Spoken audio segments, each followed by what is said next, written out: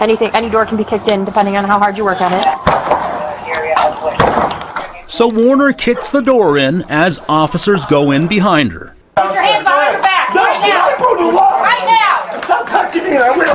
Raul Ortiz says he'll never be the same after 3 Elyria police officers stormed into his home.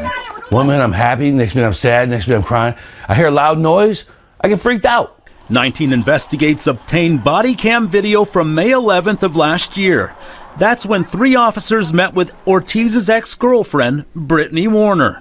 She told them she had broken up with Ortiz and he wouldn't let her back into the home. I just want my things and I want to get out. Officers arrive at the home, but Ortiz refuses to let them in without a warrant. So all I did was say, hey, I don't choose to talk to you then. If I'm not in trouble with you and you ain't got a warrant for me, then I ain't got nothing to say. I'm not being involved. Officer Paige Mitchell is then heard telling Warner she has the right to break in. Any door can be kicked in depending on how hard you work at it.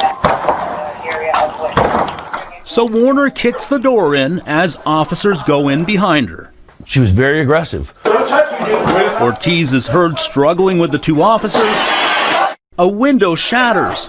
In the reports, police wrote Raul's body slammed into Officer Lewis, nearly causing him to fall out. However, Ortiz remembers it differently. I actually grabbed the cop trying to pull him back, letting him know that I'm not trying to fight you guys, but I'm not going to put my hands behind my back because I have a medical condition. Mitchell then walks up the stairs and tases Ortiz. Put your hands behind your back right now. Right now. Stop touching me, I will.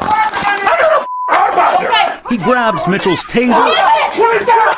Put it down! then drops it. He's then hauled off to jail. Mom, please help me! I didn't know wrong! Charged with multiple felonies, including aggravated robbery for grabbing Mitchell's taser. Were you planning to use it on the And it's officers? my defibrillators right here. No, absolutely not. I would never do something like that because I know I would never win. They didn't do a proper investigation, period. Ortiz's attorney, Anthony Nisi, worked as a cop for decades. He says officers had no right even entering the house. Plus, if they had contacted the homeowner, he would have told them Warner had already moved out. That day, yes. She handed us the keys and she left. And she was out of the apartment. Out of the house, yes. Nisi also questions officers' claims that Ortiz could be heard threatening them when they entered the home. If you listen to the video very closely, it's different from what the report says. Why would I want to say something like that knowing there's cops downstairs? That's the stupidest thing a person could do. Ortiz potentially faced years in prison if convicted, but his attorney got the charges dropped. Now they both want to see these officers brought to justice. So what gives them the power just because they got a badge to think they can do whatever they want? Who's governing them? I want reprimand. I want officers put in jail. I want them to experience what I experienced. You should know the officers involved were not charged with a crime or even disciplined for this incident. According to the EPD, the body cam footage we showed you is the only one they have because the other 2 officers' videos weren't saved due to an oversight. Nisi now plans to file a federal lawsuit against the department. Mike Mason, 19 News.